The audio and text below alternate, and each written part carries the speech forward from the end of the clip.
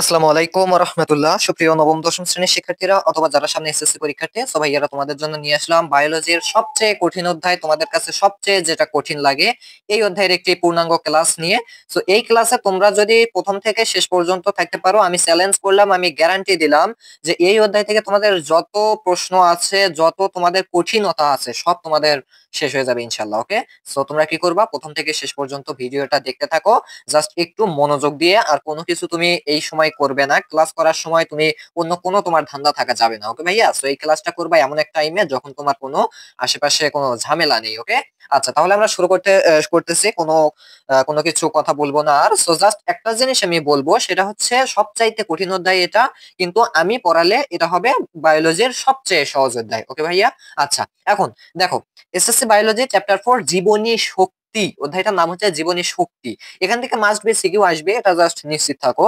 So এই যে এখানে আছে এই বিষয়, এই জীবনী শক্তি, এই অধ্যায়টা রসায়ন রিলেটেড কিছুটা, মানে কিছুটা কি রসায়ন রিলেটেড। সুতরাং যারা একটু রসায়ন ভালো পারো তারা তো এই অধ্যায় আরো ভালো বুঝবে। সো কোনো সমস্যা নেই, আজকের ক্লাস করলে প্রত্যেকেই বুঝতে পারবে। যে পারো না সেও বুঝবে, যে পারো সেও বুঝবে। ওকে, আচ্ছা একটু খেয়াল করো। প্রথমেই ফার্স্টে আমাদের যেটা জানতে হবে সেটা হচ্ছে ভাইয়া এটিপি নিয়ে। এখানে তোমাদের বইয়ে যেটাই থাকুক, যেরকম করে থাকুক, আমি বলবো ভাইয়া তুমি বই খুলো না, তুমি বই খুলবে না। ভাইয়া আজকের ক্লাসে তুমি চতুর্থ অধ্যায় বই খোলার কোনো দরকার নাই। আমি তোমাকে পড়াচ্ছি চতুর্থ অধ্যায়, পড়ানোর পর পুরো ক্লাসটা করার পর পারলে আরেকবার করবা, টোটাল 2বার করার পর আমি বলতেছি তুমি বইটা খুলবা, খুলে একটু দেখার পরে আমার এই ভিডিওতে কমেন্ট করবা। ওকে, আচ্ছা কমেন্টও আগেই করার দরকার নাই, আগে কি করবা, ভিডিওটা নিম্নপক্ষে একবার দেখবা মনোযোগ দিয়ে, যদি মনোযোগ একটু কম হয় তাহলে 2বার দেখবা। দেখার পর বইটা নিবা, বইটা নিয়ে একটু খুলে পড়বা, পড়ার পর পরই আমার ভিডিওতে কমেন্ট করবা যে ভিডিওটা কি তোমার জন্য হেল্পফুল ছিল অর নট। ওকে ভাইয়া, সো দেখো প্রথমে আমাদেরকে জানতে হবে এটিপি কি জিনিস। ভাইয়া আমি যদি কোনো অধ্যায়ে সাপোজ জীবনী শক্তি, আচ্ছা মনে করো এখানে তো আমাদের ফিজিক্সের একটা অধ্যায় আছে বল, মনে করো তো এই অধ্যায়ের সাথে কি বলের কোনো সম্পর্ক আছে? নাই। বাট আমি যদি তোমাদেরকে এই অধ্যায় পড়ানোর সময় বল সম্বন্ধে পড়াই, কোনো সমস্যা আছে তোমার? আমি এক কথা, আমি যেভাবে পড়াবো তুমি যা সেভাবে শিখতে থাকো, আমি যেটা পড়াই সেটা শুধু বুঝতে পারছো কিনা সেটা জানাও। তারপর আমি তো গ্যারান্টি দিয়েছি তুমি বইটা খুলে তারপর একটু পড়ো, তাই না? তো আমি কিছু শিখাই, যে কোনো জিনিস শিখাই, তুমি যা সেটা বুঝছো কিনা সেইটা বলবা, বলার পর তুমি এই বায়োলজির চতুর্থ অধ্যায়ে বইয়ে হাত দিবা। ওকে, আচ্ছা এটিপি, আচ্ছা এটিপি মানে ভালো কথা, এটিপি কি, এটিপি কি, হোয়াট ইজ এটিপি? আচ্ছা প্রথমে আমি তোমাদেরকে যেটা বলবো, ভাইয়া তোমরা কি রাইবোজ সুগার সম্বন্ধে কিছু জানো? কি বলছে ভাইয়া, রাইবোজ সুগার একটু জানো নাকি? একটু কমেন্ট করবা, রাইবোজ সুগার সম্বন্ধে কি কিছু জানো? আমি জানি তুমি এটা সম্বন্ধে জানো না, কেননা তুমি এইচএসসি লেভেলে নও বা তুমি ওরকম পড়াশোনা করোনি। সো যাই হোক ভাইয়া, আমি তোমাদেরকে একটু ধারণা দিচ্ছি, রাইবোজ সুগার এইটার আরেক নাম হচ্ছে 5 কার্বন বিশিষ্ট শর্করা। কি বলছি ভাইয়া, 5 কার্বন বিশিষ্ট শর্করা। আচ্ছা বিশিষ্ট শর্করা জিনিসটা বুঝতে হবে। ওকে, আমি একটু বোঝাচ্ছি কি জিনিসটা কি।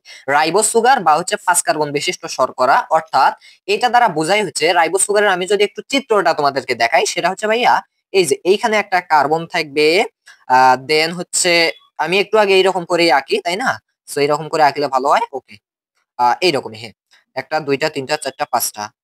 ওকে, একটা দুইটা এটা থাকবে না। ওকে ভাইয়া, সো এখানে একটা কার্বন থাকবে, দেন এখানে একটা কার্বন থাকবে, আবার এখানে একটা কার্বন থাকবে, আবার এখানে একটা কার্বন থাকবে, দেন হচ্ছে ভাইয়া এখানে একটা কার্বন থাকবে। ওকে, আচ্ছা সো একটু জাস্ট খেয়াল করো ব্যাপারটা কি দাঁড়াচ্ছে আসলে। দেখো কি বলছি, 5 কার্বন বিশিষ্ট শর্করা বা রাইবোজ সুগার, অর্থাৎ এইখানে একটা কার্বন থাকবে, সরি প্রথমত এইখান থেকে শুরু হবে, এইখানে একটা কার্বন, দুইটা কার্বন, তিনটা কার্বন, চারটা কার্বন, 5টা কার্বন। এই যে লক্ষ্য করো তো, এখানে এটার গঠন আমি দেখাচ্ছি, জাস্ট একটু মানে বেসিকলি দেখাচ্ছি। সো এইখানে আমাদের 5টা কার্বন বিশিষ্ট, এটা হচ্ছে আমাদের শর্করা, এটার নাম হচ্ছে ভাইয়া রাইবোজ সুগার। কথা কি ক্লিয়ার? কথা ক্লিয়ার কিনা বলো এখন। রাইবোজ সুগারের আমি যদি বলি একটু চিত্র আঁকাও তো, সো তুমি কি করবা, 5টা কার্বন বিশিষ্ট একটা সুগার আঁকাবা, বা 5 কার্বন বিশিষ্ট যেটাকে বলা হয় হচ্ছে ভাইয়া কি বলো, ওকে সো 5 কার্বন বিশিষ্ট একটা শর্করা। সো তাই না? আচ্ছা তাহলে এইভাবে তোমাকে আঁকতে হবে। ওকে, সেটা হচ্ছে আমাদের 5 কার্বন বিশিষ্ট শর্করা, যেটা এখানে 5টা কার্বন থাকবে। আচ্ছা এটাকে আমরা বলতেছি 5 কার্বন বিশিষ্ট শর্করা, ভালো কথা, কিন্তু কথা হচ্ছে কি বোঝাতে চাচ্ছি আমি। লক্ষ্য করো এই 5 কার্বন বিশিষ্ট শর্করার 2 নং কার্বনে, 2 নং সরি এটা হচ্ছে 1 নং কার্বন। ও হ্যাঁ, এই বিষয়টা একটু মনে করে দেই, এটা হচ্ছে আমাদের 1 নং কার্বন, এটা হচ্ছে 2 নং কার্বন, এটা হচ্ছে 3 নং কার্বন, এইটা হচ্ছে আমাদের 4 নং, আর এইটা হচ্ছে আমাদের 5 নং। অনেকে এখান থেকে শুরু করে, এটা 1 এটা 2 এভাবে না, এখানে হবে 1 নম্বর। সো এটা হচ্ছে আমাদের 2 নম্বর ভাইয়া। ওকে, সেই 2 নাম্বার কার্বনের ক্ষেত্রে মনে রাখবা এইখানে আমাদের অক্সিজেন থাকে এবং হাইড্রোজেন থাকে। ওকে, মানে সবগুলোতেই থাকে, বাট এই 2 নম্বর কার্বন নিয়ে আমাদের খেলা চলবে। সো 2 নম্বর কার্বনে আমাদের অক্সিজেন থাকে আর হাইড্রোজেন থাকে। তাহলে এই যখন যখন এই রাইবোজ সুগারে বা 5 কার্বন বিশিষ্ট শর্করার 2 নম্বর কার্বনে অক্সিজেন আর হাইড্রোজেন থাকে, তখন এইটাকে আমরা বলি ভাইয়া অক্সিরাইবো। বুঝতে হবে, অক্সিরাইবো। কি বলি একটু বলো তো আমার সাথে, অক্সিরাইবো। জিনিসটা কি বুঝতে পারছো? অর্থাৎ অক্সিজেন আছে 2 নম্বর কার্বনে, বিধায় এটাকে বলছি অক্সিরাইবো। এবার দেখা গেল এই 2 নাম্বার কার্বন হতে এই অক্সিজেনটা উঠে গেল, জাস্ট হাইড্রোজেন থাকলো, অর্থাৎ অক্সিজেনটা সরে গেল। তখন এইটাকে আমরা বলবো হচ্ছে ডিঅক্সিরাইবো। ডিঅক্সিরাইবো। ভাইয়া একটু জাস্ট খেয়াল করো, এটার নাম হচ্ছে আমাদের রাইবোজ সুগার, মানে 5 কার্বন বিশিষ্ট শর্করা। ভালো কথা। বাট যখন এই 2 নম্বর কার্বনের ক্ষেত্রে অক্সিজেন আর হাইড্রোজেন থাকে, তখন এই পুরোটাকে আমরা বলি হচ্ছে ভাইয়া অক্সিরাইবো। বাট যখন এই কার্বন থেকে অক্সিজেনটা চলে যায়, অর্থাৎ ডিঅক্সিরাইবো, মানে এই কার্বনটা কি হয়েছে, আউট হয়েছে। আউট হওয়ার ফলে শুধু হাইড্রোজেন থাকলো, তখন এইটাকে আমরা বলবো হচ্ছে ভাইয়া ডিঅক্সিরাইবোজ, সরি ডিঅক্সিরাইবো। তাহলে অক্সিরাইবো জিনিসটা কি আর ডিঅক্সিরাইবো জিনিসটা কি, এই দুইটা আশা করি ক্লিয়ার। আচ্ছা ভালো কথা, অক্সিরাইবো বুঝলাম, ডিঅক্সিরাইবো বুঝলাম। এখন কথা হচ্ছে, এখন আমাদেরকে যেটা জানতে হবে, ওকে ভাইয়া এবার দেখো, এইবার আমরা যেটা জানতে চলছি সেটা হচ্ছে আমরা কিন্তু প্রত্যেকেই এই বিষয়টা জানি যে আমাদের নাইট্রোজেন ঘটিত ক্ষার এই সম্বন্ধে কিন্তু আমরা জানি। কি জানি? নাইট্রোজেন বেস বা নাইট্রোজেন ঘটিত ক্ষার। সো সেগুলো কি কি আমরা জানি হচ্ছে 5টা আছে। আমরা যখন 12 নম্বর অধ্যায় পড়ব, সেখানে কিন্তু আমাদের ডিএনএ আরএনএ আছে। সো সেইখানে কিন্তু আমরা এই নাইট্রোজেন ঘটিত ক্ষার যে বা নাইট্রোজেন বেস যেগুলো, সেগুলোর নাম শিখবো। সো এখানেও আমি তোমাদের শেখাচ্ছি, কেননা 12 অধ্যায় পড়তে গেলে অবশ্যই, মানে এই অধ্যায়টা পড়তে গেলে 12 অধ্যায়ও যদি তুমি পড়তে পারো তাহলে সহজ হবে আর কি, দুটা অধ্যায় রিলেটেড। আচ্ছা এবার লক্ষ্য করো, নাইট্রোজেন ঘটিত বেজের মধ্যে যেগুলো রয়েছে আমি যদি একটু তোমাদেরকে বলি, সেগুলো হচ্ছে একটু টানা মুখস্থ করবা এই 5টা জিনিস। এটা হচ্ছে অ্যাডিনিন থাকে, এরপরে ভাইয়া গুয়ানিন থাকে। কি থাকে? গুয়ানিন। নাইট্রোজেন ঘটিত ক্ষারের মধ্যে অ্যাডিনিন, গুয়ানিন, থায়ামিন। সো একটু লক্ষ্য করো, থায়ামিন। দেন থাকে হচ্ছে সাইটোসিন, সাইটোসিন। আর আছে হচ্ছে ইউরাসেল, ইউরাসেল। সো এগুলো কি ভাইয়া? এগুলো হচ্ছে কিন্তু নাইট্রোজেন ঘটিত ক্ষার। আচ্ছা এগুলোর কাজ কি এখন একটু খেয়াল করো। আমরা যেটা শিখলাম রাইবোজ সুগার, সেটা ঠিক কিরকম, যে আমাদের 5 কার্বন বিশিষ্ট শর্করা এরকম আছে। এটা হচ্ছে এইভাবে, এইভাবে, এইভাবে, এইভাবে, এইভাবে। সো লক্ষ্য করে, এটা 1 নম্বর কার্বন, 2 নম্বর কার্বন, 3 নম্বর, 4 নম্বর কার্বন, এবং এটা হচ্ছে 5 নম্বর কার্বন। এখন জাস্ট এই জিনিসটা একটু খেয়াল করো। আচ্ছা আমি একটু লিখি, carbon, carbon, carbon, carbon, carbon. এটা হচ্ছে 1 নম্বর, 2, 3, 4, 5, একটু খেয়াল রাখবা। এখন লক্ষ্য করো, যদি কখনো এই রাইবোজ সুগারের, আমি লিখি নাম দেই রাইবোজ সুগার, ওকে। সো এই রাইবোজ সুগার বা রাইবোজ শর্করার 1 নম্বর কার্বনে, একটু লক্ষ্য করো তো, এটা হচ্ছে আমাদের 1 নম্বর কার্বন। এই 1 নম্বর কার্বনে কখনো যদি নাইট্রোজেন ঘটিত বেজ অ্যাডিনিন এইটা যুক্ত হয়, ব্যাপারটা একটু খেয়াল করো। এটা হচ্ছে রাইবোজ সুগার, এই 5 কার্বন বিশিষ্ট শর্করা। এইটার 1 নম্বর কার্বনের সাথে কখনো যদি নাইট্রোজেন ঘটিত ক্ষারের মধ্যে অ্যাডিনিন যুক্ত হয়, তখন এই পুরোটার নাম রাইবোজ সুগার না হয়ে নাম হয় অ্যাডিনোসিন। একটু লক্ষ্য করবে, অ্যাডিনোসিন। এটাকে আমরা আর রাইবোজ সুগার না বলে অ্যাডিনোসিন বলবো, কারণ হচ্ছে এখানে অ্যাডিনিন যুক্ত হয়েছে প্রথম কার্বনের সাথে। এবার ব্যাপারটা একটু খেয়াল করো, যদি প্রথম কার্বনের সাথে মানে অ্যাডিনিন যুক্ত না হয়ে গুয়ানিন যুক্ত হয়, সো যদি গুয়ানিন যুক্ত হয় তাহলে এই পুরোটার নাম রাইবোজ সুগার না হয়ে হবে হচ্ছে গুয়ানোসিন। একটু জাস্ট লক্ষ্য করো, গুয়ানোসিন মানে সিন যুক্ত হবে। ওকে, তাহলে এইখানে অ্যাডিনিন যুক্ত হলে বলবো হচ্ছে অ্যাডিনোসিন, গুয়ানিন যুক্ত হলে গুয়ানোসিন। ওকে, তাহলে লক্ষ্য করো, অ্যাডিনোসিন কি, এই জিনিসটা আশা করি ক্লিয়ার, যে 5 কার্বন বিশিষ্ট শর্করার প্রথম কার্বনের সাথে অ্যাডিনিন যুক্ত হলে তাকে আমরা বলবো হচ্ছে অ্যাডিনোসিন। এখন এই অ্যাডিনোসিনের এই যে কার্বনটা আছে, 4 নম্বর কার্বন, এই কার্বনের সাথে যদি ফসফেট যুক্ত হয়, একটু খেয়াল করো, তখন এই পুরোটার নাম আবার শুধু অ্যাডিনোসিন না হয়ে হবে হচ্ছে অ্যাডিনোসিন মনোফসফেট। একটু বুঝতে হবে, অ্যাডিনোসিন মনোফসফেট। এখন কি জিনিসটা একটু লক্ষ্য করো, তোমাদেরকে যদি আমি একটু বলি, যে তোমরা কিন্তু প্রত্যেকেই জানো, মনো মানে হচ্ছে আমাদের 1, ডাই মানে হচ্ছে 2, ট্রাই মানে হচ্ছে ভাইয়া 3, 3, এবং ট্রাই টেট্রা এগুলো কিন্তু তোমরা জানো। টেট্রা মানে হচ্ছে 4, এরপরে কি ভাইয়া পেন্টা, সো পেন্টা মানে হচ্ছে 5। এরপরে হেপ্টা, অক্টা, ননা, ডেকা। ওকে, mono, die, try, tetra, penta, হেক্সা, হেপ্টা, অক্টা, ননা, ডেকা, এই 10টা কিন্তু আমাদের ব্যবহার হয়, তাই না?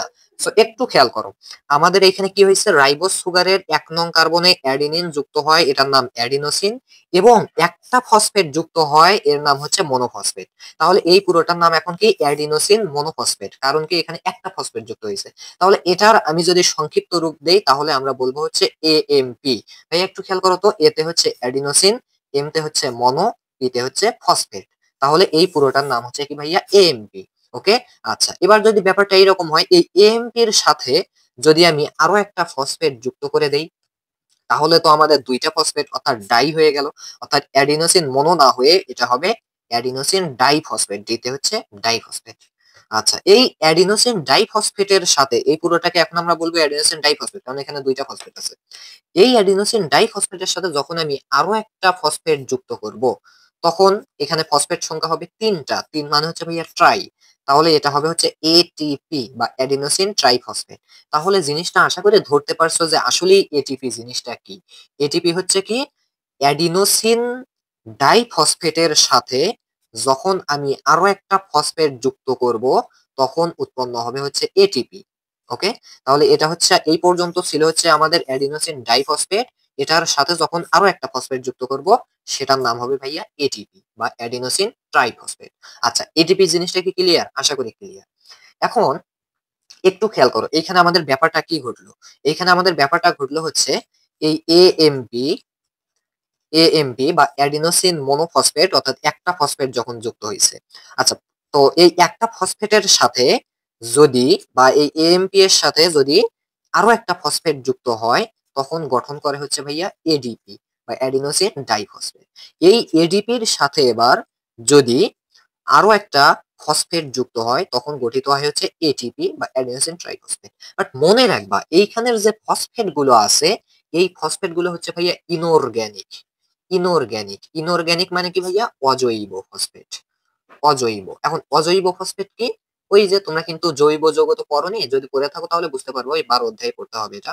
সো ওগুলো না পড়লেও সমস্যা নেই, জাস্ট মনে রাখো এই ফসফেট গুলো হচ্ছে ভাইয়া ইনঅর্গ্যানিক, অর্গানিক নয়, ইনঅর্গ্যানিক মানে অজৈব ফসফেট। সো অজৈব ফসফেট বিধায় এই ফসফেটের আমি জাস্ট কি লিখছি, পিও4 লেখার দরকার নেই, জাস্ট পি দ্বারাই বোঝাচ্ছে ফসফেট। সো যেহেতু এগুলো ইনঅর্গ্যানিক, তাই আমি লিখবো পিআই, পিআই, পিআই। ওকে ভাইয়া, সবকিছুতে কি লিখবো, পিআই লিখবো, কারণ কি আইতে হচ্ছে ইনঅর্গ্যানিক, পিতে হচ্ছে ফসফেট। ওকে, তাহলে আশা করি জিনিসটা ধরতে পারছো। সো এটিপি কি জিনিস আশা করি বুঝতে পারছো। তাহলে ব্যাপারটা আমাদের এইভাবে দাঁড়াচ্ছে, সেটা হচ্ছে ভাইয়া এএমপি প্লাস হচ্ছে পিআই আমাদের দাঁড়াচ্ছে হচ্ছে এডিপি, তাই না ভাইয়া? আবার এই এডিপি প্লাস হচ্ছে পিআই তাহলে দাঁড়াচ্ছে হচ্ছে ভাইয়া এটিপি। দেখো তো ব্যাপারটা কি বুঝতে পারো কিনা। অ্যাডিনোসিন মনোফসফেটের সাথে একটা ইনঅর্গানিক ফসফেট যুক্ত হয়ে এডিপি গঠন করে, আবার এডিপির সাথে একটা ইনঅর্গানিক ফসফেট যুক্ত হয়ে এডিপি গঠন করে। এখন এই প্রক্রিয়াটাকে বলা হয় ভাইয়া ফসফোরাইলেশন। ফসফোরাইলেশন,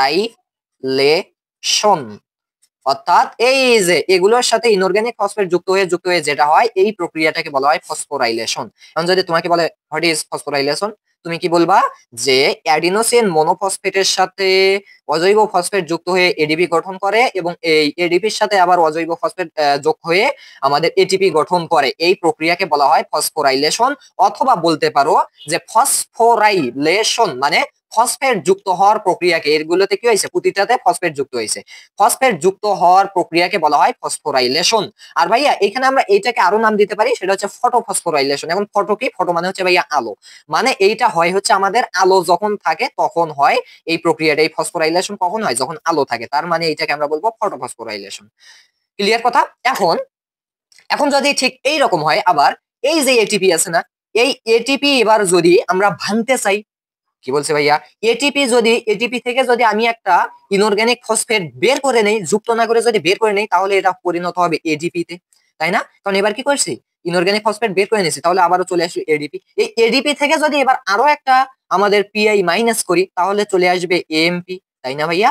তাহলে এখন কি হলো ব্যাপারটা, এখানে ওখানে ব্যাপারটা হয়েছিল ফসফেট যুক্ত, বাট এখানে ফসফেট মুক্ত, মানে ফসফেট খুলে নিছি, বের করে নিছি। তাহলে এইটার নাম কি বলবো ভাইয়া, এটার নাম হচ্ছে ডিফসফোরাইলেশন বা ডিফটোফসফোরাইলেশন। ভাইয়া ডিফসফোরাইলেশন মানে নাম দেখেই কিন্তু বোঝা যায় যে এটার নাম কি হতে পারে, তাই না?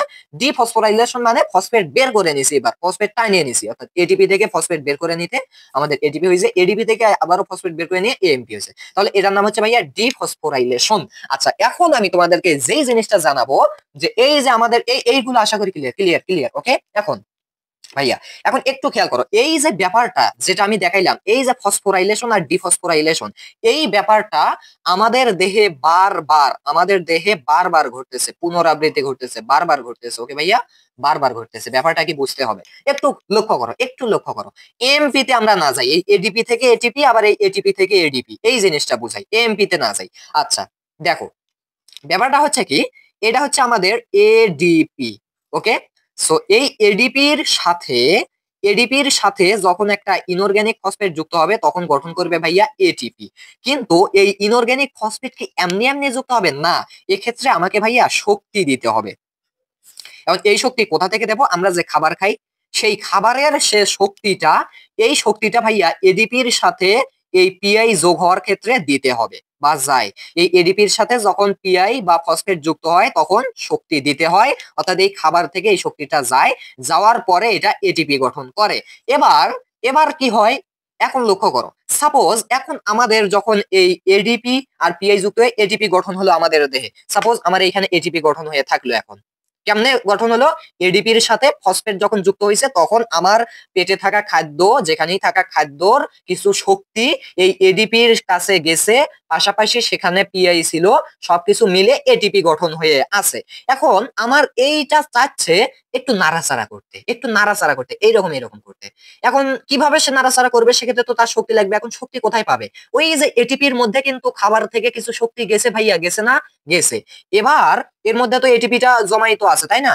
এবার কি করবে, যখনই এ চাইবে যে আমার এরকম করতে হবে, তখন কি কি করতে হবে, এর কিছু শক্তি লাগবে। এখন সে শক্তি কোথায় পাবে, ওই যে তার মধ্যে এটিপি আছে, এই এটিপি কে সে ভাঙবে, এই এটিপি কে সে ভাঙবে, অর্থাৎ পিআই মাইনাস করবে, করার ফলে কি হবে ভাইয়া, এডিপি তৈরি হবে। কিন্তু সেক্ষেত্রে ব্যাপারটা লক্ষ্য করো, এডিপির সাথে যখন পিআই যোগ করাইছিলাম তখন শক্তি দিতে হয়েছিল, হওয়ার ফলে এটিপি, তার মানে এটিপির মধ্যে যে শক্তিটা দিয়েছিলাম সেটা কিন্তু জমাকৃত আছে ভাইয়া, তাই না? এখন এই এটিপি থেকে আবার যখন পিআই একটা বের হয়ে যাবে তখন কিন্তু ভাইয়া শক্তি নির্গত হবে। যে শক্তিটা আমি একে দিয়েছিলাম এটিপি গঠন হওয়ার সময়, এটিপি ভেঙে যাওয়ার সময় ঠিক সেই শক্তিটা আবারও নির্গত হবে ভাইয়া। নির্গত হওয়ার ফলে আবারও এটিপি তে যাবে। ব্যাপারটা কি বুঝতে পারছো? তাহলে আমার এখানে যে এটিপি আছে, এখন এ চাচ্ছে এইরকম হতে, তাহলে তার শক্তি লাগবে, সেই শক্তিটা সে কোথায় পাবে ভাইয়া, সেই শক্তিটা পাবে সে তার এটিপি কে ভাঙবে, ভাঙার ফলে শক্তি নির্গত হবে। এটিপির মধ্যে যেহেতু অলরেডি শক্তি আমরা ঢুকাই দিয়েছি এইখানে, সো সে কি করবে, এটিপি কে ভাঙবে, ভাঙার ফলে সেখান থেকে শক্তি নির্গত হবে, সেই শক্তির সাহায্যে সে এইরকম এইরকম বা এইরকম এইরকম করবে। ওকে ভাইয়া, ব্যাপারটা কি বুঝতে পারছো? তাহলে আমরা যে এই যে হাত পা নাড়াচ্ছি, এগুলো কেন নাড়াতে পারছি, মানে আমরা এটিপি বারবার ভাঙতেছি, এটিপি বারবার ভাঙতেছি। আবার যখন আমরা স্থির অবস্থায় এরকম করে চুপচাপ বসে আছি, আবারও আমাদের কি হচ্ছে ব্যাপারটা হচ্ছে আমাদের এটিপি গঠন হয়ে থাকতেছে দেহের মধ্যে, আবারও আমরা এরকম করতেছি, আবারও এটিপি ভেঙে শক্তি উৎপন্ন হচ্ছে, আবারও চুপ করে আছি, আবারও এডিপি থেকে শক্তি, খাদ্য থেকে শক্তিগুলো গিয়ে এটিপি তৈরি হচ্ছে। ভাইয়া ব্যাপারটা বুঝতে পারছো? তার মানে ব্যাপারটা হচ্ছে আমাদের শরীরে বারবার এই কার্যক্রমগুলো চলতেছে, অর্থাৎ এডিপির সাথে পিআই যুক্ত হয়ে এডিপি গঠন করছে, আমাদের খাদ্য থেকে শক্তি নিয়ে, আবার যখন আমরা কোন জায়গায় এরকম আমরা কি করছি, ব্যায়াম বা যাই করো না কেন, শরীর নাড়াচাড়া করো না কেন, সেক্ষেত্রে আবার এই এটিপি ভেঙে শক্তি নির্গত হবে, আবার এডিপি তৈরি হবে, আবার এই এডিপির সাথে আবার ফসফেট যুক্ত হওয়ার ক্ষেত্রে খাদ্য থেকে শক্তি যাবে, আবার এটিপি গঠন করবে, এই এটিপি আবার ভাঙবে। এক কথায় এইটা কি করছে ভাইয়া, বারবার চলছে। এই জন্যই এই এটিপি কে বলা হয় ভাইয়া বায়োলজিক্যাল কয়েন, অথবা এটার নাম হচ্ছে, একটু বইয়ে দেখে নেই এটার নাম কি দিছে, এনার্জি কয়েন। এনার্জি কয়েন ভাইয়া, এনার্জি কয়েন আবার কি, এনার্জি কয়েন। এনার্জি মানে কি ভাইয়া বলতো, শক্তি, মানে এটা হচ্ছে শক্তির একটা পয়সা। কেন? কারণ হচ্ছে ভাইয়া কি, এই যে এটা বারবার ভাঙলেই আমরা শক্তি পাচ্ছি, আবারও যখন লাগবে সেই এটিপি যখন গঠন হবে তখন আবার শক্তি খাদ্য থেকে যাচ্ছে, আবারও যখন ভাঙবে আবারও শক্তি নির্গত হচ্ছে। তার মানে এটা হচ্ছে আমাদের এনার্জি কয়েন, মানে এখানে কি থাকে, শক্তি লুকায়িত অবস্থায় থাকে, শক্তির মধ্যে আছে, যখনই প্রয়োজন হবে তখনই সে ভাঙবে, ভাঙার ফলে শক্তি নির্গত হবে। এই জন্য এই এটিপি কে বলা হয় বায়োলজিক্যাল কয়েন অথবা এনার্জি কয়েন। ওকে ভাইয়া, আচ্ছা তাহলে এই এটিপি কি করে, শক্তি জমা করে রাখে এবং প্রয়োজন অনুসারে শক্তি সরবরাহ করে। আচ্ছা ভাইয়া, এ পর্যন্ত কি ক্লিয়ার? আচ্ছা, এ পর্যন্ত কি ক্লিয়ার কিনা একটু জানাবে। ওকে, সো এই প্রক্রিয়াটা, এই প্রসেসটা বারবার ঘটে। তাহলে এ পর্যন্ত যদি ক্লিয়ার হয়ে থাকো অসংখ্য ধন্যবাদ। তাহলে এ পর্যন্তই ছিল হচ্ছে আমাদের এটিপির আলোচনা। বলবা কেমনে, এ পর্যন্তই তো এটিপি এর আলোচনা করলাম, তাই না? তাহলে এটিপি কে বলা হয় এনার্জি কয়েন। প্রশ্নে বারবার এসে থাকে যে এটাকে কেন এনার্জি কয়েন বলা হয়। আর হচ্ছে ভাই এখানে তোমাদের একটা বিষয়, এটিপি প্রান্তীয় হ্যাঁ হ্যাঁ, এইখানে একটা বিষয় হচ্ছে কি ভাইয়া, যখন এই এটিপি ভেঙে এডিপি তৈরি হয় তখন কি শক্তি নির্গত হয়। এই শক্তির 1 মোল এটিপি ভেঙে যখন এডিপি তৈরি হয় তখন এই 1 মোল এটিপি থেকে যে শক্তিটা নির্গত হয় সেটার মানটা হচ্ছে ভাইয়া 7.3 কিলো ক্যালোরি। কি ভাইয়া? Kilo calorie. ওকে ভাইয়া, 7.3 কিলো ক্যালোরি। এটা কিন্তু তোমার এমসিকিউ এ আসবে। আর এই 7.3 কিলো ক্যালোরিকে আমরা যদি জুলে প্রকাশ করতে চাই তাহলে এটা হবে হচ্ছে ভাইয়া 30.55 কিলো জুল। ভাইয়া একটু মনে রাখবা। ওকে, সো এটা কিন্তু আমাদের এমসিকিউ আসে। আশা করি এই পর্যন্ত এটিপি এর যে আলোচনাটা সেটা তোমরা পুরোপুরি ভাবে বুঝতে পারছো না। যদি এখন তোমরা কি করবা, এখন আমি তোমাদেরকে বই থেকে একটু দেখাই। জাস্ট বইয়ে আসবা, এই পেজে আসবা, জাস্ট এই পেজটা এই পর্যন্ত, এই পর্যন্ত পড়বা। পড়ার পর দেখবা যে এখান থেকে আমি যা শিখেছি বুঝতে পারছো কিনা। দেন সালোক সংশ্লেষণ কিন্তু আগে পড়বা না। কথা কি বুঝতে পারছো? আগে পড়বা না, আমি এখন সালোক সংশ্লেষণ পড়াবো দেন পড়বা। ওকে ভাইয়া, আচ্ছা আশা করি এ পর্যন্ত ক্লিয়ার। ওকে ভাইয়া, এখন আমরা জানবো হচ্ছে সালোক সংশ্লেষণ। এখন কি জানতেছি আমরা, মেইন একটা পড়ায় চলে গেলাম, সেটা হচ্ছে সালোক সংশ্লেষণ। প্রত্যেকেই বিষয়টা জানো আশা করি, কেননা এই বিষয়টা তোমরা ক্লাস 1 2 3 তে পড়ছো, এই সালোক সংশ্লেষণ। ওকে, সো এখন আমরা জানতেছি সালোক সংশ্লেষণ নিয়ে একটা বিস্তারিত মানে কিছু হবে। সো তোমরা একটু মনোযোগ দিয়ে দেখতে থাকো। ওকে, আচ্ছা একটু লক্ষ্য করো ভাইয়া, প্রত্যেকেই এই বিষয়টা জানো। 1 2 3 তে পড়নি যে সালোক সংশ্লেষণ কি। আমি একটু নামটা লিখি ভাইয়া, সালোক সংশ্লেষণ। আচ্ছা, আমি যদি তোমাদেরকে প্রশ্ন করি, তোমরা যারা ক্লাস 1 2 3 তে পড়ছো, তোমরা বলো তো সালোক সংশ্লেষণের এটা কার ক্ষেত্রে হয়? এটা হচ্ছে একটা প্রক্রিয়া। আচ্ছা, এটা কার ক্ষেত্রে হয়? প্রত্যেকেই বলবা ভাইয়া এটা তো মানুষের ক্ষেত্রে হয় না, এটা তো হচ্ছে আমাদের উদ্ভিদের ক্ষেত্রে হয়। বলো তাই না? অবশ্যই তাই। কেননা মানুষের জন্য আল্লাহ তাআলা হাত পা আল্লাহ সব দিয়েছেন, আমরা কি করতে পারি? নিজের খাবার নিজে তৈরি করতে পারি না, উদ্ভিদের উপর নির্ভরশীল। বাট আমরা কিন্তু নিজের খাবার নিজে তৈরি করতে পারি না। সো আমরা নির্ভরশীল। সো নির্ভরশীল হতে পারি কেমন করে? আমাদেরকে চলাফেরা তৌফিক দান করছেন আল্লাহ, যার মাধ্যমে, বা বিভিন্ন কাজ করার সামর্থ্য দান করছেন যার মাধ্যমে আমরা পরের উপর দিয়ে চলতে পারি। বাট গাছ কি করবে? সে তো নড়াচড়া করতে পারে না, সে তো কারো কাছে গিয়ে ভিক্ষা চাইতে পারে না। পারবে না। সো সেজন্য কিন্তু আল্লাহ তাআলা তার মধ্যে এই প্রক্রিয়াটা দিয়েছেন, সালোক সংশ্লেষণ। সো এই গাছ কি করে? এই প্রক্রিয়ায় কিন্তু নিজের খাদ্য নিজে তৈরি করে। এখন যারা 1 2 3 তে সালোক সংশ্লেষণ করেছিলে, তোমাদেরকে যদি ভাইয়া বলি যে বলো তো সালোক সংশ্লেষণ কাকে বলে, প্রত্যেকেই বলার সঙ্গে সঙ্গে তারা লিখতে শুরু করবে কি, যে আমরা ক্লাস 1 2 3 তে পড়েছি, উদ্ভিদ যে প্রক্রিয়ায় নিজের খাদ্য নিজে তৈরি করে, যে প্রক্রিয়ায় কি করে ভাইয়া? নিজের খাদ্য নিজে তৈরি করে, নিজের খাদ্য কি করে ভাইয়া? নিজে তৈরি করে এই প্রক্রিয়াকে সালোক সংশ্লেষণ বলে। হ্যাঁ, ভালো কথা, তুমি ক্লাস 1 2 3 তে তার মানে পড়েছো। আর যারা এটা পারবে না তার মানে তারা জীবনে নামই শুনেনি এই সালোক সংশ্লেষণ কি। 1 2 3 তে আমরা এই সূত্র, মানে এই সংজ্ঞাটা জেনেছি। এখন ভাইয়া তুমি কোন ক্লাসে পড়ো বলো তো? তুমি ক্লাস 10 এ পড়ো, বা ক্লাস 9 এ পারো, বা সামনে তোমার এসএসসি পরীক্ষা। সো তুমি অনেক বড় হইছো, তুমি আর অনেক বাচ্চা নও। এখন তোমাকে যদি ভাইয়া বলা হয় যে বলো তো সালোক সংশ্লেষণের সংজ্ঞা কি, তুমি যদি এখনো এই সংজ্ঞা দাও যে উদ্ভিদ যে প্রক্রিয়ায় নিজের খাদ্য নিজে তৈরি করে তাকে সালোক সংশ্লেষণ বলে, হলো ভাইয়া। আবার এই অন্যের বাচ্চা আবার এই সংজ্ঞাই দেবে, তাহলে কি তফাৎ থাকলো? কোনো থাকলো না। তখন তোমার মান সম্মানটা চলে যাবে। সেই মান সম্মান রক্ষার্থে ভাইয়া তোমাকে একটু এক্সট্রা ভাবে কি করতে হবে? সংজ্ঞা দিতে হবে। কি করতে হবে ভাইয়া? এক্সট্রা ভাবে তোমাকে একটু সংজ্ঞা দিতে হবে। এখন এক্সট্রা কিভাবে আমি এটা সংজ্ঞা দিতে পারি? আচ্ছা ভাইয়া, সালোক সংশ্লেষণ জানার আগে এই বিষয়গুলো সবাই জানো যে সালোক সংশ্লেষণের জন্য উদ্ভিদের কি কি প্রয়োজন হয় ভাইয়া। একটু কিন্তু সবাই জানো যে এটা হচ্ছে আমাদের গাছ, এই গাছের মূল। সো গাছ কি করে? মূল থেকে কিন্তু পানি নেয়, বা H2O নেয় ভাইয়া, নেয় কিনা? এরপরে কি করে ভাইয়া? বায়ুতে থাকা কার্বন ডাই অক্সাইড কিন্তু গাছের পাতা গ্রহণ করে, মানে এগুলো তার সালোক সংশ্লেষণের জন্য কি দ্রব্য। এগুলো ছাড়া কিন্তু সে সালোক সংশ্লেষণ করতে পারে না, অর্থাৎ কার্বন ডাই অক্সাইড নেয়। এরপরে কি নেয় ভাইয়া? ওই যে সূর্য থেকে আলো আসে, সেই আলো নেয়। এখন সূর্যের আলো নেয় না, বাট সূর্যের আলোর মধ্যে একটা কণা থাকে যেটার নাম হচ্ছে ভাইয়া ফোটন কণা। সূর্যের আলোর ফোটন কণা, সো এই ফোটন কণাটা তার প্রয়োজন। তাহলে সে কি করে? সূর্যের আলোর ফোটন কণা নেয়। আর কি নেয় ভাইয়া? একটু জানাও তো আর কি নেয়? সো পানি নেয়, কার্বন ডাই অক্সাইড নেয়, আলো নেয়। ও হ্যাঁ, সে যেখানে তার খাবারটা তৈরি করে বা সালোক সংশ্লেষণ করে সেই জায়গাটার নাম হচ্ছে ভাইয়া ক্লোরোফিল। উদ্ভিদের ক্লোরোফিলে কিন্তু তার সালোক সংশ্লেষণ হয় ভাইয়া, তার মানে তার ক্লোরোফিল ব্যবহার হয়। এখন ক্লোরোফিল কি ভাইয়া? প্রত্যেকেই বলবা, তোমরা কিন্তু জানো সবুজ উদ্ভিদে সবুজ উদ্ভিদে কি থাকে ভাইয়া? প্লাস্টিড থাকে এবং প্লাস্টিডের মাঝে কিন্তু ভাইয়া ক্লোরোফিল থাকে। জানো কিনা বলো, জানো কিনা? তাহলে ভাইয়া সবুজ উদ্ভিদে ক্লোরোফিল থাকে বিধায় সবুজ উদ্ভিদ সালোক সংশ্লেষণ করতে পারবে। এবার যদি সবুজ না হয়ে উদ্ভিদটি হয় লাল, বলো লাল কি পারবে? পারবে না, কারণ লাল উদ্ভিদে কখনোই ক্লোরোফিল থাকে না, যার মাধ্যমে সে সালোক সংশ্লেষণ করতে পারে না। এখন বলবা তাহলে ভাইয়া লাল উদ্ভিদ কিভাবে বেঁচে থাকে? ওকে ভাইয়া, যেগুলো লাল উদ্ভিদ আছে না সেগুলো হচ্ছে পরজীবী, সেগুলো কোনো গাছের উপর বা বিভিন্ন পরের উপর নির্ভরশীল করবে। ওকে, আচ্ছা। সো যেটা যেটা যাই হোক, সেগুলোর আলাদা প্রক্রিয়া হতে পারে। সো সবুজ উদ্ভিদে ক্লোরোফিলের মাধ্যমে কিন্তু সে সালোক সংশ্লেষণ প্রক্রিয়ায় খাবার তৈরি করে। এখন ভাইয়া তোমাকে যদি বলি, আচ্ছা সালোক সংশ্লেষণ করে, সালোক সংশ্লেষণে নিজের খাবার নিজে তৈরি করে, কিন্তু নিজের খাবারের নামটা কি বলো তো ভাইয়া? উদ্ভিদ যে নিজের খাবার নিজে তৈরি করে, সেই খাবারের নামটা কি? হ্যাঁ বুঝলাম, সালোক সংশ্লেষণ প্রক্রিয়ায় খাবার তৈরি করে, কিন্তু কোন খাবার তৈরি করে? এটা কি রুটি, বিস্কুট, চা, কোনটা? সো এইখানে মনে রাখবা, উদ্ভিদ তার নিজের জন্য যে খাবারটা তৈরি করে সেটার নাম হচ্ছে ভাইয়া গ্লুকোজ। ওকে ভাইয়া, দেখো গ্লুকোজ তৈরি করে। এখন গ্লুকোজের আমি যদি রাসায়নিক সংকেত লিখি, সবাই জানো C6H12 আর হচ্ছে O6, এটা হচ্ছে আমাদের গ্লুকোজের রাসায়নিক সংকেত। তাহলে সবুজ উদ্ভিদ এইগুলো ব্যবহার করে কি করে ভাইয়া? গ্লুকোজ উৎপন্ন করে। আচ্ছা আচ্ছা, তো এই গ্লুকোজ খেয়ে সে বেঁচে থাকে। এখন এইটা যদি আমি একটা বিক্রিয়ার মাধ্যমে দেখাই, ব্যাপারটা কেমন হয় বলতো? আমি যদি একটা বিক্রিয়ার মাধ্যমে দেখাই, তো একটু লক্ষ্য করো। তাহলে প্রথমত কি করে সবুজ উদ্ভিদ, একটু জাস্ট খেয়াল করো। আমাদের সবুজ উদ্ভিদ H2O নেয়, H2O প্লাস কি নেয় ভাইয়া? কার্বন ডাই অক্সাইড নেয়। নেওয়ার পরে সে কি করে, কি তৈরি করে? বাট তৈরি করার ক্ষেত্রে তার অবশ্যই আলো লাগবে, অর্থাৎ আলোর উপস্থিতি লাগবে, পাশাপাশি তার ভাইয়া ক্লোরোফিল লাগবে। ওকে, সো আমি জাস্ট বিক্রিয়া লিখতেছি, মানে বিক্রিয়া আকারে লিখতেছি। ওকে, ক্লোরোফিলের উপস্থিতিতে এবং আলোর উপস্থিতিতে সে তার এই যে খাদ্যটা আছে C6H12O6 অর্থাৎ গ্লুকোজ, এটা তৈরি করবে। পাশাপাশি ভাইয়া কিছু উপজাত দ্রব্য তৈরি করবে। ওকে, উপজাত দ্রব্য বলতে কি বোঝায়? মানে যেগুলো তার জন্য প্রয়োজন নয়, অন্যের জন্য প্রয়োজন, বা সেগুলো তার জন্য আসলে মেইন জিনিস নয়। তার মেইন জিনিস হচ্ছে এই গ্লুকোজ, তার খাবার। এরপরে এগুলোর সাথে সাথে সে কিছু কি তৈরি করে ভাইয়া?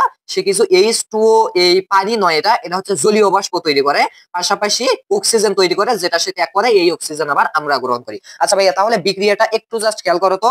আমি এই বিক্রিয়া থেকে এখন তোমাকে সালোক সংশ্লেষণের যে সংজ্ঞাটা আছে সেটা দিতে হবে। ওকে ভাইয়া, সালোক সংশ্লেষণের সংজ্ঞা কোথা থেকে দিতে হবে বলো তো?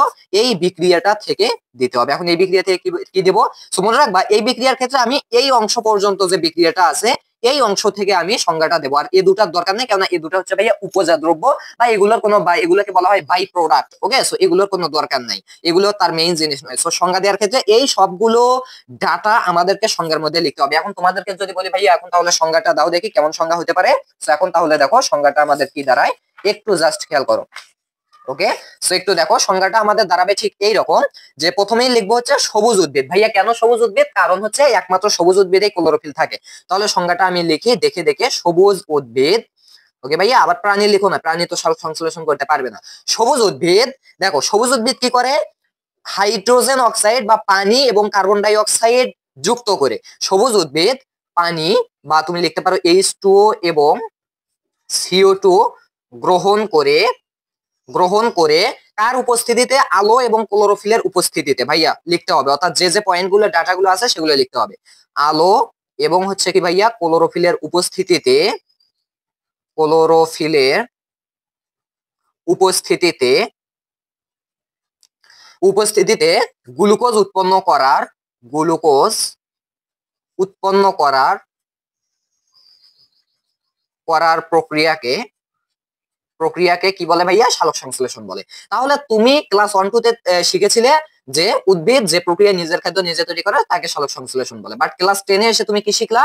যে সবুজ উদ্ভিদ হাইড্রোজেন অক্সাইড বা পানি এবং কার্বন ডাই অক্সাইড গ্রহণ করে আলো এবং ক্লোরোফিলের উপস্থিতিতে গ্লুকোজ উৎপন্ন করার এই প্রক্রিয়াকে বলা হয় ভাইয়া সালোক সংশ্লেষণ। ওকে ভাইয়া, তাহলে এই পর্যন্ত একটা বেসিক ধারণা হয়েছে যে সালোক সংশ্লেষণটা আসলে কি।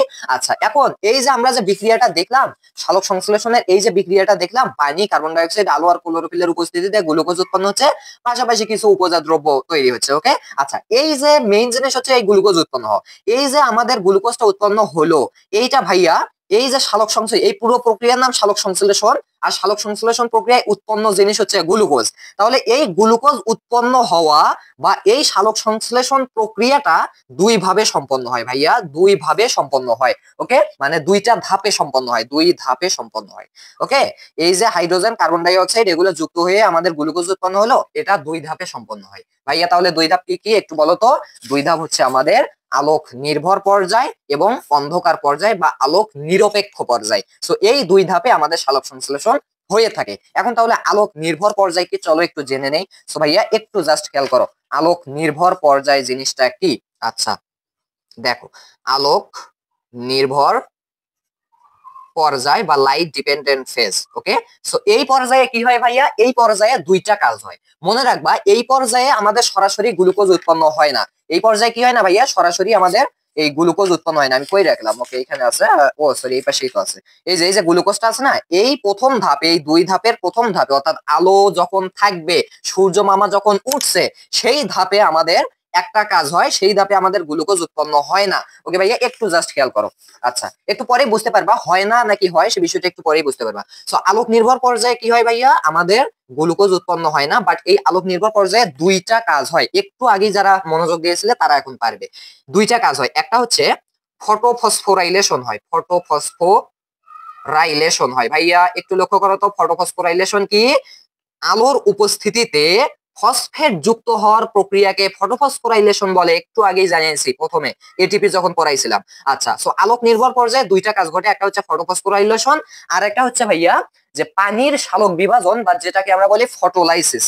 ওকে ভাইয়া ফটোলাইসিস। আচ্ছা একটু পরেই বুঝাচ্ছি আমি, জাস্ট একটু খেয়াল করো। তাহলে আমাদের এই আলোক নির্ভর পর্যায়ে এই দুইটা কাজ সম্পন্ন হয়। এখন দেখে নেবো এই দুইটা কাজের মাধ্যমে আমাদের কি কি উৎপন্ন হয়। সো ভাইয়া দেখো, ফটোফসফোরাইলেশন, আবারও দেখো ফটোফসফোরাইলেশন, ফটো মানে কি ভাইয়া, আলো। তাহলে আলোক নির্ভর পর্যায়ে মাস্ট বি আলো থাকবে, কারণ এটা আলোক নির্ভর পর্যায়। আলোই যদি না থাকে এই পর্যায়ে তো উৎপন্নই হতো না, তাহলে অবশ্যই আলো লাগবে। তাহলে এই আলোর উপস্থিতিতে আমাদের প্রথমত ফসফোরাইলেশন হয়, অর্থাৎ এডিপি এর সাথে একটা ইনঅর্গানিক ফসফেট যুক্ত হয়ে এটিপি গঠন করে। ভাইয়া একটু লক্ষ্য করো তো, এডিপির সাথে আমাদের অজৈব ফসফেট যুক্ত হয়ে এটিপি গঠন করে, বাট এটা হচ্ছে ফটোর মাধ্যমে, বা আলো আমাদের থাকবে।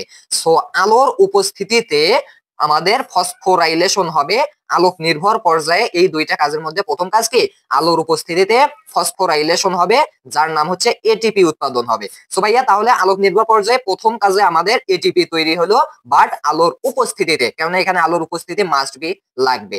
এরপরে লক্ষ্য করো ভাইয়া, ফটোলাইসিস মানে, ফটো মানে হচ্ছে আলো, এই আলোর উপস্থিতিতেই আবার কি হবে, এই আলোর উপস্থিতিতেই আবার ফটোলাইসিস বলতে কি বোঝায়, লাইসিস বলতে বোঝায় কিছু বিভাজন হওয়া। তো এই বিভাজনটা হবে হচ্ছে ভাইয়া পানির বিভাজন, পানির বিভাজন হবে। ওকে তো এই আলোর উপস্থিতিতে পানি বিভাজিত হয়ে আমাদের প্রোটন তৈরি করবে, প্লাস হচ্ছে ভাইয়া আমাদের অক্সিজেন তৈরি করবে, প্লাস হচ্ছে ভাইয়া আমাদের ইলেকট্রন তৈরি করবে, মুক্ত ইলেকট্রন তৈরি করবে। এটা হচ্ছে আমাদেরকে পানির সালোক বিভাজন। তাহলে একটু লক্ষ্য করো তো ভাইয়া, আলোক নির্ভর পর্যায়ে আমাদের দুইটা কাজ সম্পন্ন হচ্ছে, একটা হচ্ছে ফটোফসফোরাইলেশন, অর্থাৎ আলোর উপস্থিতিতে ফসফোরাইলেশনের মাধ্যমে মাধ্যমে এটিপি উৎপাদন, এবং ফটোলাইসিস বা আলোর উপস্থিতিতে পানির সালোক বিভাজন বা পানির বিভাজন।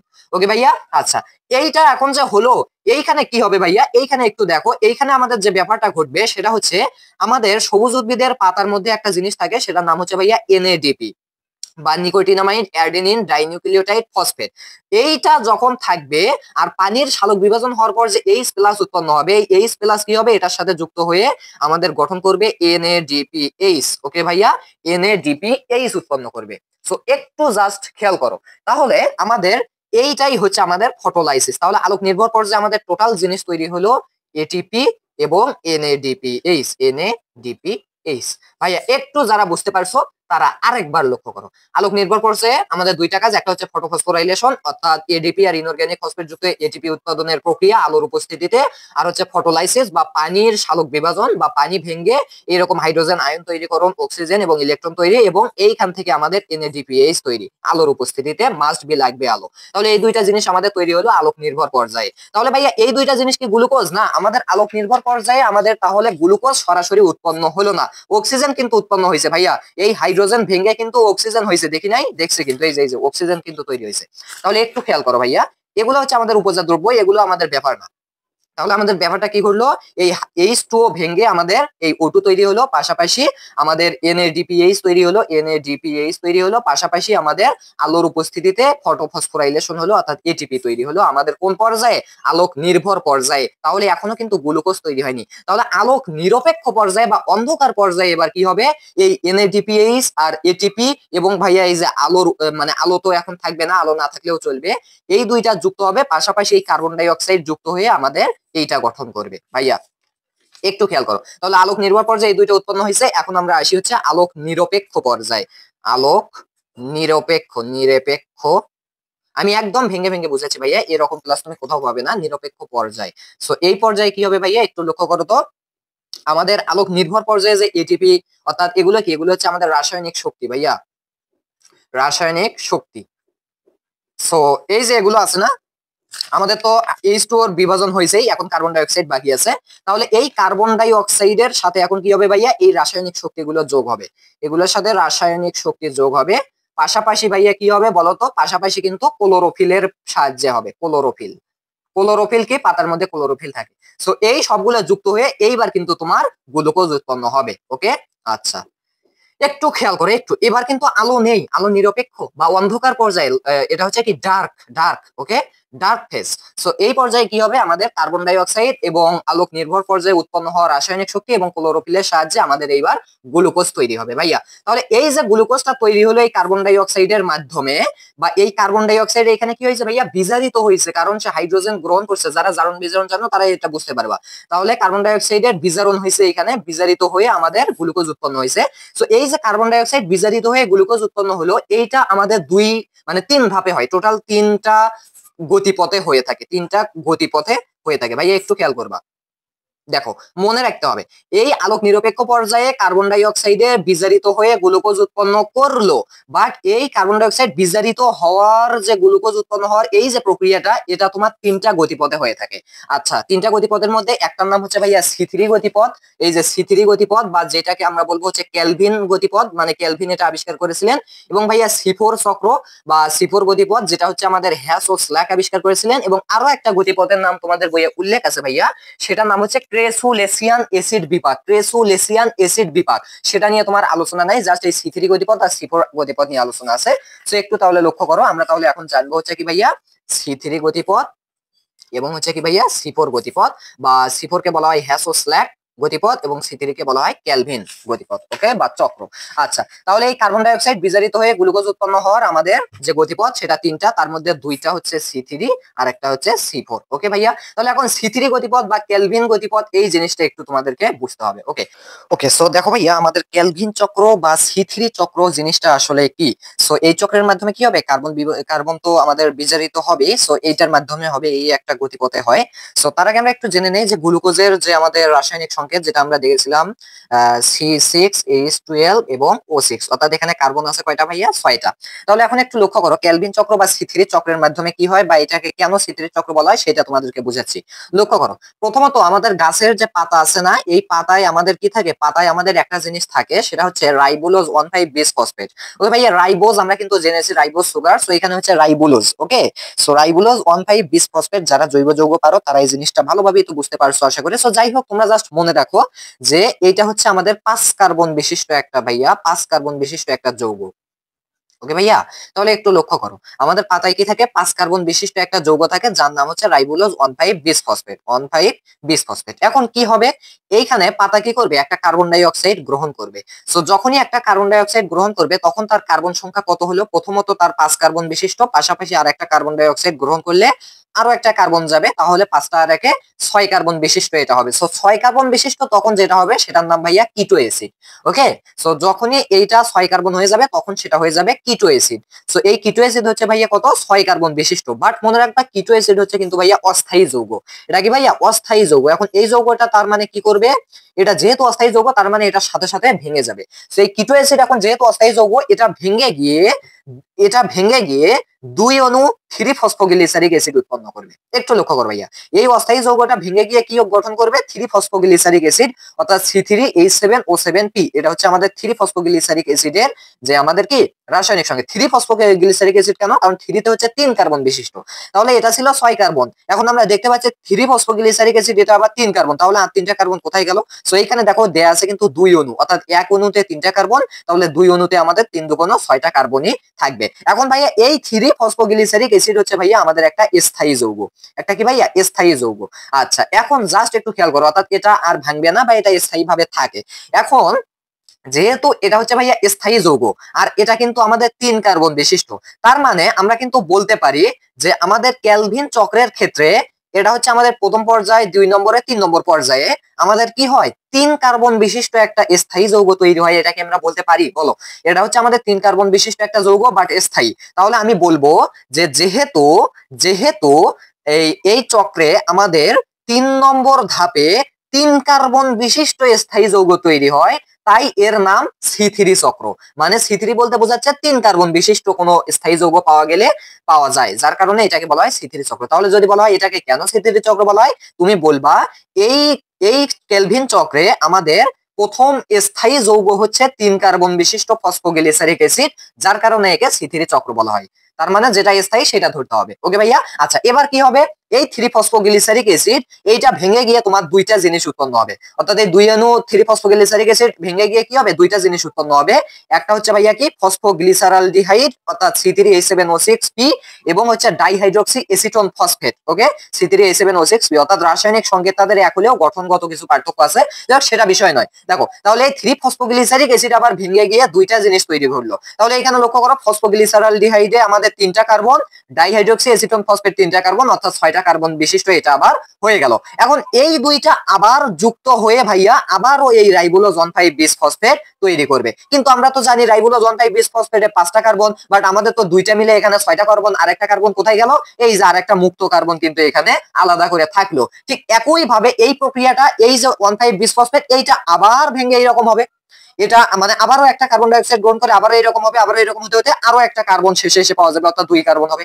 ঠিক একই ভাবে এই প্রক্রিয়াটা যখন 6 বার চলবে তাহলে আমাদের 6 কার্বন পাওয়া যাবে, আর যখনই 6 কার্বন পাবো তখনই আমরা বলতে পারি এই যে গ্লুকোজ উৎপন্ন হয়েছে, অর্থাৎ C6। ওকে ভাইয়া, তাহলে 6 কার্বন বিশিষ্ট এইখানে যখন 6টা কার্বন হবে তখনই কিন্তু আমাদের গ্লুকোজটা উৎপন্ন হবে। তাহলে C3 চক্র কি জিনিসটা বুঝতে পারছো, আশা করি পারছো। তাহলে C3 চক্রকে কেন C3 চক্র বলা হয়, কারণ এর স্থায়ী যৌগ হচ্ছে 3 কার্বন বিশিষ্ট ফসফোগ্লিসারিক অ্যাসিড, যার কারণে একে C3 চক্র বলা হয়। তাহলে ভাই এখন যদি তোমাকে আমি প্রশ্ন করি যে বলো তো তাহলে C4 চক্র কি, তাহলে C4 চক্র হচ্ছে এর স্থায়ী যৌগ হচ্ছে আমাদের 4 কার্বন বিশিষ্ট অক্সালো অ্যাসিটিক অ্যাসিড। ভাইয়া মনে রাখবা, অক্সালো অ্যাসিটিক অ্যাসিড এটা হচ্ছে কিন্তু ভাইয়া আমাদের, এটা হচ্ছে কিন্তু ভাইয়া আমাদের 4 কার্বন বিশিষ্ট। ওকে, তাহলে যেহেতু আমাদের C4 চক্রে, বা এটার নাম হচ্ছে হ্যাস ও স্ল্যাক চক্র, হ্যাস ও স্ল্যাক, এই দুইজন বিজ্ঞানী যেহেতু এটা আবিষ্কার করেছিলেন, সেই হ্যাস ও স্ল্যাক চক্রকে কেন C4 চক্র বলা হয়, কারণ এর প্রথম স্থায়ী যৌগ হচ্ছে 4 কার্বন বিশিষ্ট অক্সালো অ্যাসিটিক অ্যাসিড। এটা তোমরা রাসায়নিক সংকেত দেখে নিবা, গুগলে সার্চ করলে বা চ্যাট জিপিটি পাবা তোমরা। সো যেহেতু 4 কার্বন বিশিষ্ট অক্সালো অ্যাসিটিক অ্যাসিড, তাহলে সেজন্য এইটাকে বলা হয় C4 চক্র বা হ্যাস ও স্ল্যাক চক্র। এবং এইটা কোথায় ঘটে, এটা ভাইয়া C4 উদ্ভিদে ঘটে, অর্থাৎ যেগুলো C4 উদ্ভিদ, তোমরা যদি বইয়ে লক্ষ্য করো এখানে কিন্তু উদাহরণ দেয়া আছে। ওকে, সো C4 উদ্ভিদ যেমন কি কি দেয়া আছে, যে ভুট্টা, আখ, মুথা ঘাস, নোটে গাছ। ওকে, ভুট্টা, আখ, মুথা গাছ, নোটে গাছ, এগুলোতে আমাদের C4 চক্রটা হয়ে থাকে। তাহলে C4 চক্রে কিন্তু অবশ্যই ভাইয়া আমাদের গ্লুকোজ উৎপন্নের হারটা বা সালোক সংশ্লেষণের হারটা বেশি হবে। তো সেটা যাই হোক, তাহলে আশা করি C3 চক্রের মাধ্যমে কিভাবে এখানে, আর C4 যেখানে হয় সেখানে কিন্তু ভাই আগে C3 হয়, C3 হওয়ার পরে আবার C4 চক্র হয়। ওকে, আর যেগুলোতে C3 হয় সেগুলো C3 পর্যন্তই সীমাবদ্ধ। তাহলে আশা করি এই কেলভিন চক্র আর C3 চক্র কি বা C4 চক্র কি, এগুলো তোমাদের সম্পূর্ণভাবে ক্লিয়ার। ওকে ভাইয়া, তাহলে C3 চক্র জিনিসটা কি আশা করি বুঝতে পারছো, এবং কিভাবে কার্বন ডাই অক্সাইড বিজারিত হয়ে আমাদের গ্লুকোজ উৎপন্ন করে। তাহলে আমাদের লাইট ডিপেন্ডেন্ট ফেজ বা আলোক নির্ভর পর্যায়ে আমাদের কি হয়েছে, আলোক নির্ভর পর্যায়ে জাস্ট আমাদের কিন্তু রাসায়নিক শক্তি উৎপন্ন হয়েছে, সৌরশক্তি থেকে রাসায়নিক শক্তি উৎপন্ন হয়েছে, তাই না ভাইয়া? আমি কোথায় দেখাইছিলাম, এই যে এখানে দেখাইছিলাম, আমাদের পানি সালোক বিভাজন ঘটে আমাদের এই NADPH তৈরি হয়েছে, এবং আমাদের আলোর উপস্থিতিতে ATP তৈরি হয়েছে, এই দুইটা তৈরি হয়েছে। আর আমাদের আলোক নিরপেক্ষ পর্যায়ে কি হয়েছে, কার্বন ডাই অক্সাইডের সাথে এই দুইটা রাসায়নিক শক্তি যোগ হয়ে আমাদের গ্লুকোজ উৎপন্ন হয়েছে, বা 3টা গতিপথে হয়। সো আমি 2টা গতিপথ উল্লেখ করেছি, একটা হচ্ছে C3 গতিপথ, একটা হচ্ছে C4 গতিপথ। সো C3 গতিপথে এইভাবে আমাদের কি হয়, 6 কার্বন বিশিষ্ট মানে 6টা কার্বন যুক্ত হয়ে এখানে আমাদের গ্লুকোজ উৎপন্ন হয়। আর C4 চক্র মানে কি, সেখানে আমাদের কি হয়, যে যৌগটা স্থায়ী যৌগ 4 কার্বন বিশিষ্ট পাওয়া যায়, অক্সালো অ্যাসিটিক অ্যাসিড, যার কারণে সেটাকে C4 চক্র বলে। তাহলে আশা করি ভাইয়া C3 চক্র C4 চক্র তোমাদের সম্পূর্ণভাবে ক্লিয়ার। এরপর আমি যদি তোমাদেরকে সালোক সংশ্লেষণ থেকে তোমাদের বইয়ে কিছু জিনিস দেখাই, যে এখানে কিন্তু আছে ভাইয়া, তোমার এখান থেকে কিন্তু খ নম্বরে অথবা গ ঘ নম্বরে অনেক সময় আসে, দেখা দেবে কি যে তারা একটা প্রশ্নের চিত্র দিয়ে রাখবে সালোক সংশ্লেষণে, যে উদ্ভিদ কার্বন ডাই অক্সাইড গ্রহণ করতেছে, পানি গ্রহণ করতেছে, অর্থাৎ তোমার বুঝাবে যে এটা হচ্ছে সালোক সংশ্লেষণ প্রক্রিয়া। এখন তারা গ নম্বরে প্রশ্ন করবে যে উদ্দীপকে বর্ণিত প্রক্রিয়াটি প্রক্রিয়াতে ক্লোরোফিলের ভূমিকা কি? তাহলে তোমাকে বুঝতে হবে যেহেতু উদ্দীপকের প্রক্রিয়াটি হচ্ছে সালোক সংশ্লেষণ, তাহলে সালোক সংশ্লেষণে ক্লোরোফিলের ভূমিকা কি? সো আমি কিন্তু বলেছি ভাইয়া সবুজ উদ্ভিদে ক্লোরোফিল থাকে বিধায় কিন্তু সালোক সংশ্লেষণ হয়, ক্লোরোফিল না থাকলে কিন্তু সালোক সংশ্লেষণ হবে না। সো এইখানে তোমরা কি করবে, এটা পড়ে নিবা, তাহলে পারবা। এরপরে ভাইয়া সালোক সংশ্লেষণে আবার আলোর ভূমিকা কি, অর্থাৎ তারা বলে দেবে উদ্দীপকের চিত্রটিতে আলোর ভূমিকা কি, উদ্দীপকের চিত্রের প্রক্রিয়াতে আলোর ভূমিকা কি। সো ভাইয়া এই যে আলো ছাড়া তো কখনোই ওই যে লাইট ডিপেন্ডেন্ট ফেজ বা আলোক নির্ভর পর্যায়ে আমাদের ওগুলোও তৈরি হবে না, আমাদেরকে শর্করাও তৈরি হবে না, বা ওই যে গ্লুকোজও তৈরি হবে না। ওকে, তো আশা করি বুঝতে পারছো, এটা পড়লে তোমরা এই উত্তরটা করতে পারবে। এরপরে ভাইয়া বলতে পারে যে সালোক সংশ্লেষণের প্রভাবক অর্থাৎ বাহ্যিক প্রভাবক যেগুলো আছে, এই যে আলো, কার্বন ডাই অক্সাইড, তাপমাত্রা। তো যাই হোক, এগুলো হচ্ছে তোমাদের জাস্ট রিডিং করার কাজ, তো এগুলো তোমরা পারবা। হ্যাঁ, একটা ভালো কথা মনে হইলো যে বেশিরভাগ সময় অনেক সৃজনশীল আমি দেখেছি ভাইয়া ওই যে ওই রকম থাকবে যে মানে সালোক সংশ্লেষণের জাস্ট একটা এই যে এইরকম থাকবে, মানে এই যে কার্বন ডাই অক্সাইড গ্রহণ করতেছে, আলো আসতেছে, পানি মানে সালোক সংশ্লেষণ বুঝাবে আর কি প্রক্রিয়াটা। সো এটা উদ্দীপকে থাকবে চিত্র, তারপরে তোমাকে বলবে যে উদ্দীপকের চিত্রটির প্রক্রিয়া কিভাবে জীবজগৎকে টিকিয়ে রেখেছে, অর্থাৎ সালোক সংশ্লেষণ কিভাবে জীবজগৎকে টিকিয়ে রেখেছে সেটা জানতে হবে। আচ্ছা ভাইয়া তোমরাই বলো তো, সালোক সংশ্লেষণ যদি উদ্ভিদ না করতো তাহলে উদ্ভিদের ফল ফ্রুট তৈরি হতো না, তাহলে আমরা কি খেতাম? আমরাও কিন্তু না খেয়ে মরতাম, তাই না? কারণ আমরা তো সবসময় উদ্ভিদের উপর নির্ভরশীল, আমরা ধান পাট যাই করি না কেন সবই উদ্ভিদ থেকেই আমরা পাই। তাহলে উদ্ভিদ যদি সালোক সংশ্লেষণ করে খাদ্য তৈরি করতে না পারে তাহলে আমরা কোথা থেকে পাবো? অর্থাৎ এক কথায় সালোক সংশ্লেষণ পুরো জীবজগৎকে আমাদেরকে টিকিয়ে রেখেছে, সেটা কিন্তু তোমাকে এইখানে বলে দিচ্ছে। ওকে, সো জীবজগতের সালোক সংশ্লেষণের গুরুত্ব এটা হচ্ছে কিন্তু তোমার গ ঘ নম্বরে এসে থাকে প্রায়ই এসে থাকে। ওকে, আচ্ছা ভাই আশা করি বুঝতে পারছো। আর হচ্ছে এই সালোক সংশ্লেষণ নিয়ে তোমরা যদি এক্সট্রা ভাবে আরো কোনো ক্লাস চাও, লাইভ ক্লাস চাও, যাই চাও না কেন সেটা কমেন্ট করে জানাবে। আচ্ছা, সালোক সংশ্লেষণ আশা করি জিনিসটা ক্লিয়ার। তাহলে ভাইয়া এই যে শ্বসন বিষয়টা আছে, সো এটা আজকের এক ক্লাসে কি সম্ভব হবে কিনা আমি একটু দেখি। না, এটা হচ্ছে আমি কিন্তু ভাইয়া পরের ক্লাসে ইনশাআল্লাহ এই শ্বসন নিয়ে আলোচনা করব। সো তোমরা একটু ধৈর্য ধরে থাকবে। সো পরের ক্লাস ইনশাআল্লাহ খুব শীঘ্রই আসতেছে। সো তোমরা শ্বসন নিয়ে সেখানে আলোচনা হবে একদম বিস্তারিত ভাবে এই প্রক্রিয়াটা সবাত শ্বসন অবাত শ্বসন নিয়ে। সো সবাই সে পর্যন্ত ভালো থাকবে। আমাদের ফেসবুক পেজ, ইউটিউব চ্যানেল, সবকিছুর লিংক, ফেসবুক গ্রুপ, সবকিছুর লিংক তোমরা পেয়ে যাবে হচ্ছে আমাদের ডেসক্রিপশন বক্সে। পাশাপাশি বায়োলজির প্রত্যেকটি অধ্যায়ের লিংক ডেসক্রিপশনে পেয়ে যাবে, প্লেলিস্ট লিংক। তোমরা যদি সেখানে ক্লিক করো basic class, MCQ, CQ, short question সব ক্লাস তোমরা দেখে নিতে পারবে। সো দেখা হচ্ছে নেক্সট ক্লাসে। সবাই সে পর্যন্ত ভালো থাকবে, সুস্থ থাকবে। আল্লাহ হাফেজ।